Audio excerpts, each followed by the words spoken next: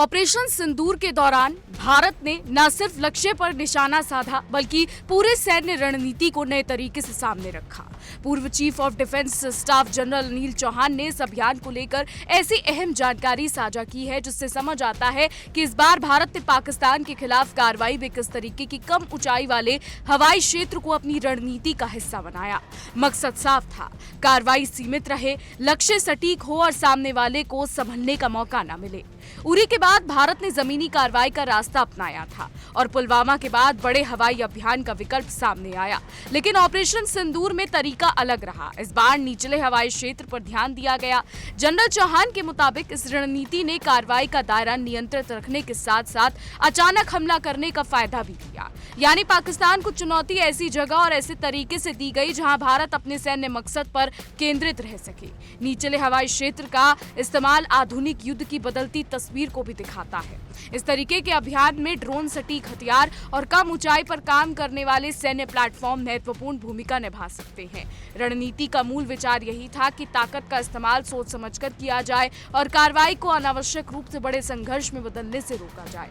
पाकिस्तान के लिए संदेश साफ था कि भारत जवाब देने की क्षमता भी रखता है और जवाब का तरीका चुनने की क्षमता भी। और यही इस पूरे अभियान की सबसे अहम बात सामने आती है। भारत ने सिर्फ ताकत नहीं दिखाई बल्कि ताकत को रणनीति के साथ इस्तेमाल किया। पाकिस्तान के सामने अचानक कार्रवाई, सीमित दायरा और सटीक लक्ष्य का ऐसा संयोजन रखा गया जिसमें भारत अपने उद्देश्य पर कायम रहा। जनरल अनिल चौहान की जानकारी बताती है कि ऑपरेशन सिंदूर को केवल सैन्य कार्रवाई के तौर पर नहीं बल्कि सोची समझी योजना के तौर पर तैयार किया गया था। ऑपरेशन सिंदूर की रणनीति को समझने के लिए तीनों सेनाओं के तालमेल को समझना भी जरूरी है। जनरल चौहान के अनुसार इस बार सेना, नौसेना और वायुसेना ने शुरुआत से ही एक साथ काम किया। यानी योजना अलग अलग हिस्सों में नहीं बटी बल्कि साझा सोच के साथ आगे बढ़ी। यही संयुक्त तैयारी उस समय अहम बन गई जब राजनीतिक नेतृत्व के सामने सैन्य विकल्प और योजना रखने की जरूरत थी। जनरल चौहान ने यह भी बताया कि इस बार तीनों सेनाओं ने अपनी आंतरिक कमियों को पहले ही सुलझा लिया था। पहले कई मौकों पर अलग अलग सेवाओं के बीच मौजूद कमियां फैसलों में देरी का कारण बन सकती थी, लेकिन ऑपरेशन सिंदूर में तस्वीर अलग रही। तैयारी पहले हुई, तालमेल पहले बनाया गया और उसके बाद साझा योजना राजनीतिक नेतृत्व के सामने रखी गई। पाकिस्तान के लिए यही बदलाव सबसे बड़ा सिरदर्द साबित होने वाली रणनीतिक सोच का हिस्सा था। उरी के बाद जमीनी कार्रवाई हुई थी, पुलवामा के बाद बड़े हवाई अभियान का रास्ता चुना गया, लेकिन ऑपरेशन सिंदूर ने एक अलग मॉडल सामने रखा। निचले हवाई क्षेत्र पर ध्यान देकर भारत ने कार्रवाई के स्तर को सीमित रखने की कोशिश की और साथ ही लक्ष्य हासिल करने पर फोकस बनाए रखा। ये अंतर बताता है कि हर परिस्थिति में एक ही सैन्य तरीका दोहराने की बजाय रणनीति को हालात के मुताबिक बदला जा सकता है। अब इस रणनीति में अचानक हमले करने का फायदा भी महत्वपूर्ण रहा। जब कार्रवाई का तरीका सामने वाले की अपेक्षा से अलग हो तो उसे प्रतिक्रिया के लिए कम समय मिल सकता है। जनरल चौहान के अनुसार लोअर एयर स्पेस के इस्तेमाल ने इसी तरीके की रणनीतिक बढ़त देने में मदद की।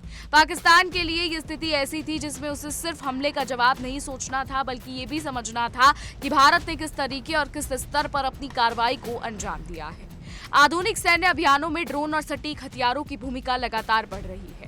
ऑपरेशन सिंदूर के संदर्भ में भी जनरल चौहान ने इन साधनों की उपयोगिता की ओर संकेत दिया। कम ऊंचाई पर काम करने वाले प्लेटफॉर्म और सटीक हथियार कार्रवाई को लक्ष्य केंद्रित रखने में मदद कर सकते हैं। इसका सीधा मतलब यही है कि आज के युद्ध में केवल बड़ी सैन्य ताकत मायने नहीं रखती बल्कि साधन, यही समय और सही रणनीति भी उतनी ही महत्वपूर्ण है। इस पूरी रणनीति का एक और अहम पहलू था संघर्ष को बड़े स्तर तक बढ़ने से रोकना। जनरल चौहान के मुताबिक लोअर एयर स्पेस पर ध्यान देने से कार्रवाई का स्तर सीमित रखने में मदद मिली। यानी लक्ष्य हासिल करना था लेकिन कार्रवाई को ऐसी दिशा में नहीं ले जाना था जिससे बड़े पैमाने पर संघर्ष का खतरा बढ़े। पाकिस्तान के साथ तनाव के बीच ये संतुलन सैन्य योजना का महत्वपूर्ण हिस्सा बना।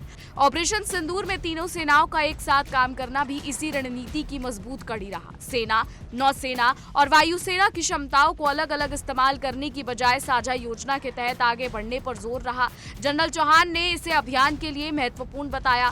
पाकिस्तान के सामने इस बार सिर्फ एक सैन्य शाखा की क्षमता नहीं बल्कि तीनों सेनाओं के तालमेल से तैयार योजना की तस्वीर थी। ये बदलाव भारत की सैन्य योजना में एक बड़े परिवर्तन की तरफ भी इशारा करता है। पहले उरी और पुलवामा के बाद अलग अलग परिस्थितियों के अनुसार अलग अलग विकल्प सामने आए, लेकिन ऑपरेशन सिंदूर में संयुक्त योजना, निचले हवाई क्षेत्र और आधुनिक सैन्य साधनों को एक साथ रणनीति में शामिल किया गया। यानी तरीका बदला लेकिन मकसद स्पष्ट रहा। लक्ष्य पर ध्यान, कार्रवाई पर नियंत्रण और अचानक हमला करने की क्षमता।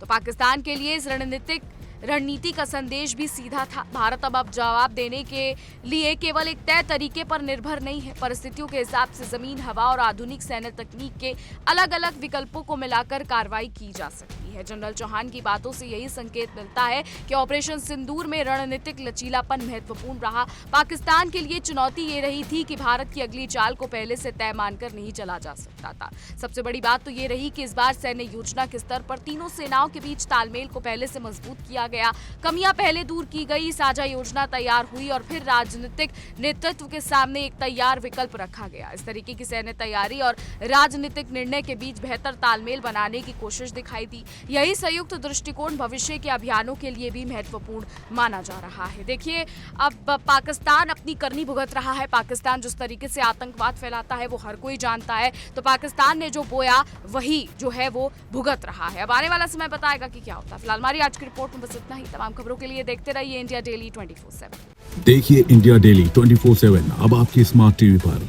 इंडिया डेली मौजूद है सभी डिजिटल प्लेटफॉर्म पर लाइव और लगातार। इंडिया डेली 24/7 हर दिन राष्ट्र को समर्पित।